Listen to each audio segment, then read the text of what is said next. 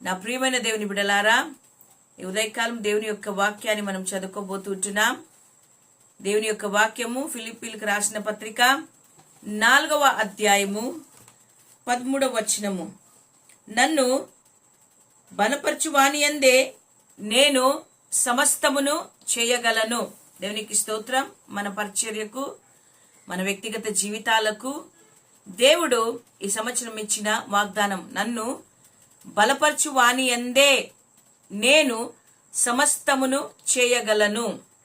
మనను బలపరచకపోతే, మనకు తోడుగా లేకపోతే మనం ఏమీ చేయలేము అని ఈ వాక్యం యొక్క మర్మం. నా ప్రియమైన వాళ్ళారా, మన జీవితంలో శ్రమలను, శోధనలను, ఇరుకులను, ఉన్న పరిస్థితుల్ని మనము ఏ రీతిగా వాటిని జయించి ముందుకు రావాలి అని ఈ యొక్క వాక్యమును రాస్తున్న పౌలు భక్తుడు చెరసాలలో ఉండి రాస్తూ ఉన్నాడు. ఆయన క్రీస్తు సువార్తను ప్రకటించే వ్యక్తిగా దేవుడు అతనికి ఒక ఆజ్ఞ ఇచ్చాడు. అన్యుల ఎదుట నా నామమును నువ్వు మహిమపరచాలి, ఘనపరచాలి, నా నామాన్ని నువ్వు ప్రకటించాలని దేవుడు పౌలుకు చెప్పినప్పుడు, పౌలు క్రీస్తు సువార్తను ప్రకటిస్తూ యేసు యొక్క జననము, మరణము, పునరుత్థానమును గురించి ప్రకటిస్తూ యేసు ప్రేమను ప్రకటిస్తూ వెళ్తూ ఉన్నాడు. ఆయన క్రీస్తును వెంబడించే వ్యక్తిగా మనం చూస్తూ ఉంటున్నాం. ఆయన ఎన్నో కష్టాలు, ఎన్నో శ్రమలు, ఎన్నో బలహీనతలు, ఎన్నో వ్యాధులు, ఎన్నో రకాలైన శోధనలు, ఇరుకులను, మరి కొన్నిసార్లు ఆకలితో, కొన్నిసార్లు చలిలో, కొన్నిసార్లు బట్టలు లేక ఎన్నో రకాల శ్రమలు అనుభవిస్తూ ఆయన ముందుకు వెళ్ళాడు పరిచర్యలో. ఈ యొక్క వాక్యమును రాసేటప్పుడు ఆయన మనలాగా మంచి ఇండ్లలో లేడు, మంచి తిండి తింటూ ఆయన టైంని పాస్ చేయడం లేదు. కానీ ఆయన చెరసాలలో ఉన్నాడు. బంధకాలు ఆయన చేతులకి కాళ్ళకి కట్టివేశారు. ఆయన భయంకరమైన ఒక పరిస్థితిలో ఉండి ఆ నొప్పి, ఆ బాధను అనుభవిస్తూ ఆ బంధకాలు చేతులకి కాళ్ళకి కట్టేసినప్పుడు, ఆ బొండాలు వేసినప్పుడు వాటి ద్వారా అతని యొక్క మళ్ళీ కాళ్ళు, మెడిమిలు, చేతులు అన్ని కూడా ఆ యొక్క రాడ్స్ లేక ఇనుము ఆయనకు తగిలి తగిలి తగిలి రాసుకొని గాయాలైపోయాయి. సైనికులు కాపలా ఉన్నారు. ఇటువంటి పరిస్థితుల్లో కూడా ఆయన తన తోటి సహోదరులైన సంఘస్థులకు బలపరిచి ధైర్యపరచడానికి ఈ వాక్యాలను చెరసాలలో ఆయన రాస్తూ ఉన్నాడు. గమనించండి, చెరసాలలో ఆయన రాస్తూ ఉన్నాడు. నా ప్రియమైన వాళ్ళారా, ఆయన ఏమంటున్నాడంటే, ప్రతి విషయంలో మానవులైన మనం ఏం చేస్తామంటే ఎప్పుడు కూడా గొనుగుతాం, సనుగుతాం కదా. గొనిగి సనిగి ఎన్నో రకాలుగా మనము ఆలోచన చేస్తూ ఉంటున్నాం. కానీ ఆయన ఏమంటున్నాడంటే, ప్రతి విషయములోను, అన్ని విషయాలలోనూ మనము దేవునికి కృతజ్ఞతాస్తుతులు చెల్లించే వారిగా ఉండాలని చెప్తాడు. నువ్వు ఏ స్థితిలో ఉన్నా, ఏ పరిస్థితిలో ఉన్నా, నువ్వు దేవునికి కృతజ్ఞత స్తుతులు చెల్లించు. శ్రమలో ఉండేది నాకు తెలుసు, ఆకలితో ఉండేది నాకు తెలుసు, దప్పితో ఉండేది నాకు తెలుసు, చలితో ఉండేది నాకు తెలుసు. అయినను మీరు ఏం చేయాలంటే ప్రతి విషయంలోనూ దేవునికి కృతజ్ఞతాస్తుతులు చెల్లించే వారిగా ఉండాలని ఆయన చెప్తూ ఉంటున్నాడు. ఈ ఉదయకాలం ఆయన అంటున్నాడు, నేను చెరసాలలో ఉన్నాను కదా, నేను ఈ బంధకాల్లో ఉన్నాను కదా, అయినా నన్ను బలపరచువాని అందే నేను సమస్తమును చేయగలను. అంటే పౌలు భక్తుడు ఇండైరెక్ట్ గా ఏం చెప్తున్నాడంటే, ఇదిగో నా ప్రియ దేవుని బిడ్డలారా, నా మానవుని బలముతో నేను ముందుకు వెళ్తే ప్రయోజనము లేదు, నా శక్తితో నేను వెళ్తే ప్రయోజనము లేదు. నన్ను, బలహీనుడైన నన్ను, బంధకాలలో ఉన్న నన్ను ఎవరైనా ఒకరు బలపరిస్తే తప్ప నేను ముందుకు వెళ్ళలేను. అందుకే ఆయన అంటాడు, నన్ను బలపరచువాని అందే. ఎవరు? ఆయన వెనుక నుండి ఆయన బలపరుస్తున్నది ఎవరు?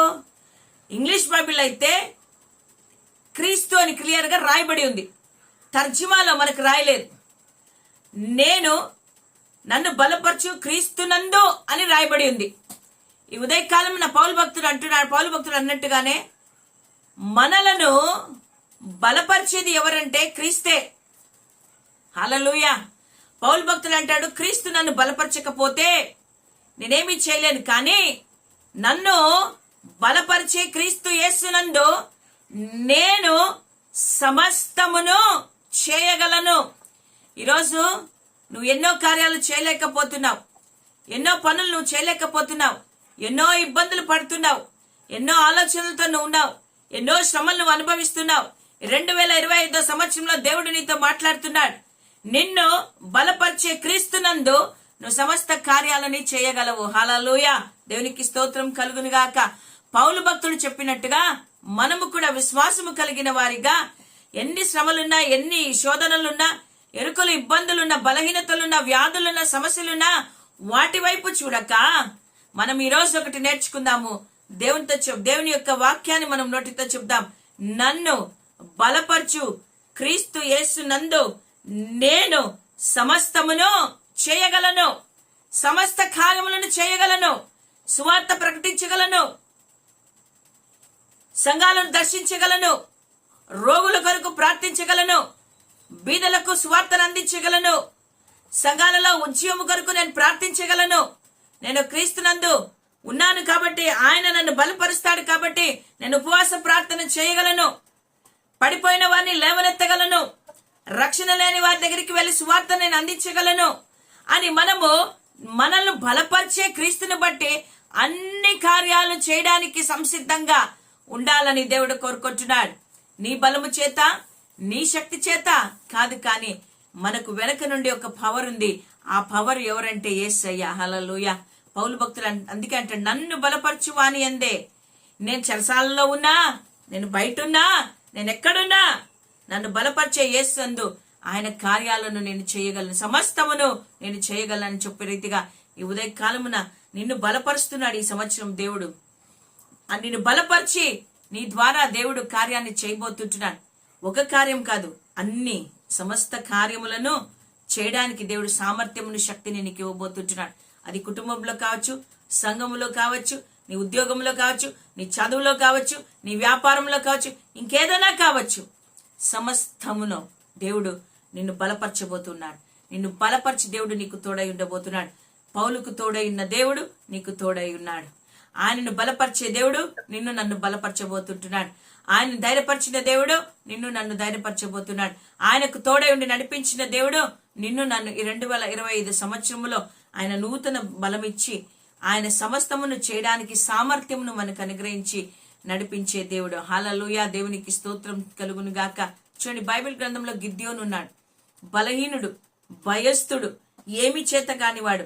మరి ఆయన శత్రువులు వస్తారని చెప్పి దాక్కొని గోధుమలను దుల్లగొట్టుకుంటూ తన పనిని తాను చేసుకుంటున్న వాణిని దేవుడు పిలిచాడు. ఇదిగో నా బలమును బట్టి నేను నిన్ను పంపిస్తాను రా, ఇదిగో వీరి మీద యుద్ధమును, శత్రువుల మీద యుద్ధమును నువ్వు చేయగలవు, ఇదిగో నేను నీకు బలమునిస్తానన్నాడు.